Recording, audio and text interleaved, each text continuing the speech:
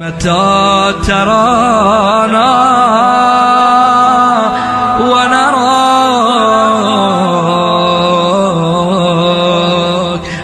বুঝাতে পারিনি আজও। হ্যাঁ পেরেছি। নবীর ঘর কি করে বিরান করা হয়েছে। আমি মাওলা মুশকিল কোষের একটা ঘটনা বললাম যে আলীর আবার মসজিদে কি কাজ, মাওলা আলীকে শহীদ করলো। পৃথিবীতে দেখেছেন কখনো যে কেউ মারা গিয়েছে তার জানাজা কবরস্থানে নিয়ে যাওয়া হচ্ছে, আর কবরস্থানেও তীর পড়ছে, তীর বর্ষিত হচ্ছে। মাওলা ইমামে হাসান আলাইহিস সালামের বীজ দিয়েছে কে? তার স্ত্রী, তাই না? মাওলা ইমামে হাসানকে তার স্ত্রী বীজ দিয়েছে। জানাজা হয়ে গেল, কবরস্থানে গিয়েছে, তীর মেরেছে। আল্লাহু আকবার।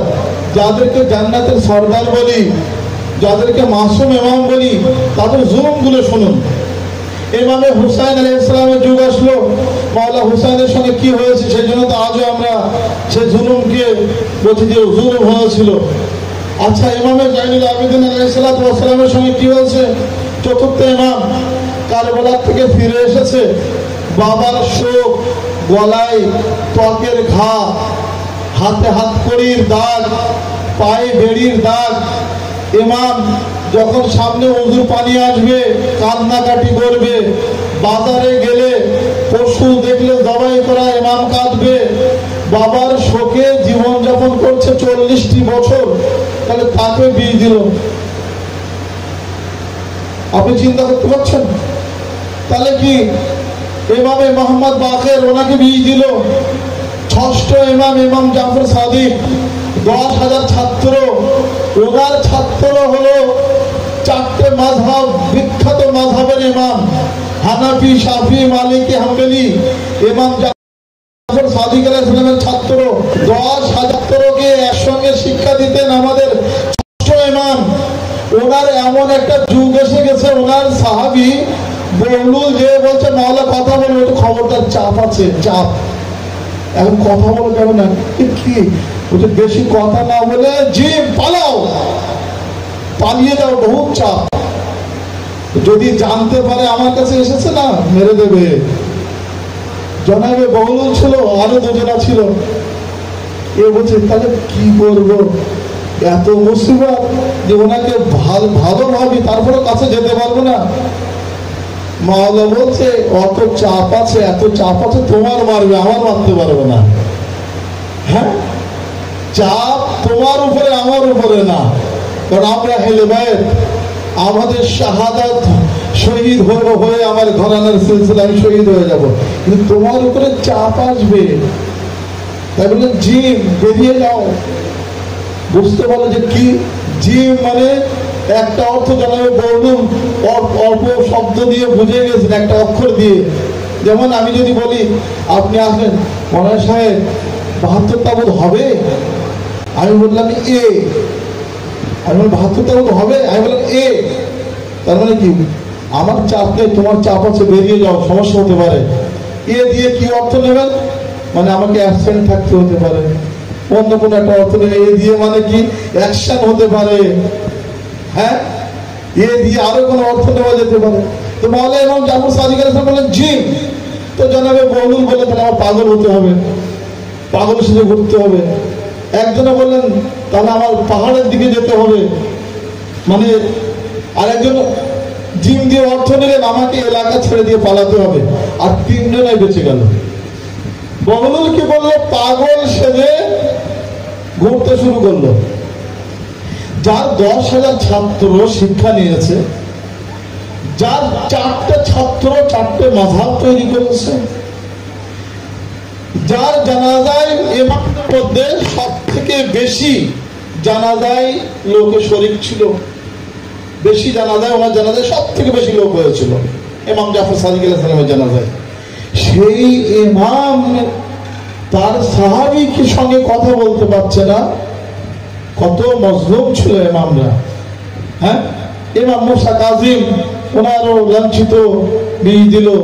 আলী রাজা আলাইহিস সালাম বিয়ে দিল, মোহাম্মদের তকিকে বিয়ে দিল, ইমাম আলী নাকিকে বিয়ে দিল, ইমাম হাসান আসকারীকে বিয়ে দিল। আল্লাহ বলছে এ যদি রেখে দেয় সব বিয়ে দিয়ে তলোয়ার দিয়ে সব শহীদ করে মেরে ফেলবেন। আল্লাহ কি করলেন? যুগের ইমামকে তুলে দিলেন, যুগের ইমামকে তুলে দিলেন। বলছে এত মারছিস, এটা আমার ভাষায় বোঝাচ্ছে, এত মারছিস তাহলে একটা তুলে নেই, বুঝতে পারবে কি হবে। আজকে যদি ইমাম থাকতো তাহলে ফিলিস্তিনে এই ঘটনা ঘটতো না।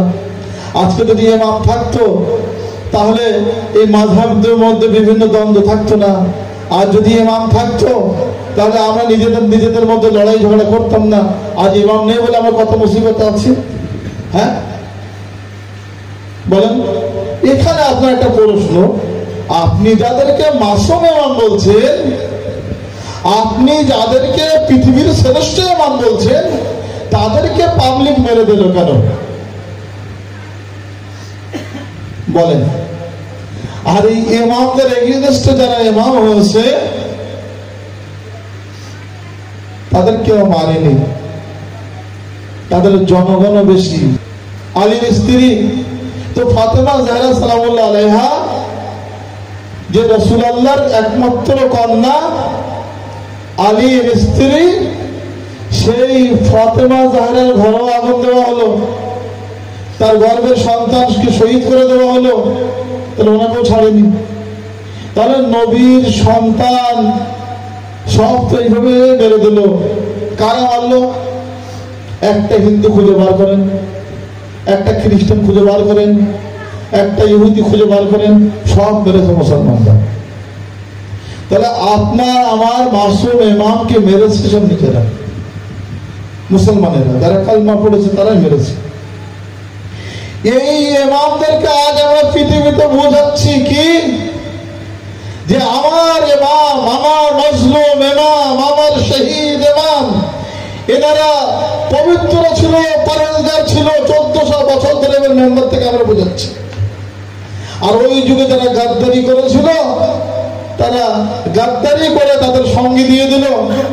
সঙ্গে দিয়ে কি হলো? আমার কথাটা বুঝবেন, কতটা বুঝবেন তা আমি জানি না।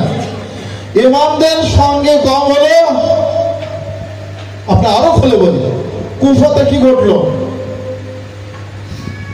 18,000 চিঠি তো কমসে কম গিয়েছিল মদিনাতে, যে হুসাইন আছেন, আপনাকে সহযোগিতা করব। মাওলা হুসেন নিজে না যেয়ে মুসলিমকে পাঠালেন, তাই তো? কি ঘটনা ঘটলো? প্রথম দিনে বলছে সব সঙ্গে আছি, তাই তো? নামাজ হলো, জনাবে মুসলিম আলাইহিস সালাম চিঠি লিখলো, আকা হুসেন সবাই আমার সঙ্গে আছে, আপনার সঙ্গে। এবারে ইবনে যাদ পার হয়ে এমন ভয় দেখালো, এমন তাবলীগ করলো, এমন ভাবে বুঝালো যে হুসাইনের চাহনাওয়ালা ইয়াজিদের চাহনাওয়ালা হয়ে গেল। কি আজব কাহিনী! ভুলে যাচ্ছেন ইতিহাস? কদিন লেগেছিল? 2-3 দিনের মধ্যে কাজ কমপ্লিট করে দিয়েছে। তবে শয়তানের তাবলীগ বুঝতে পেরেছেন?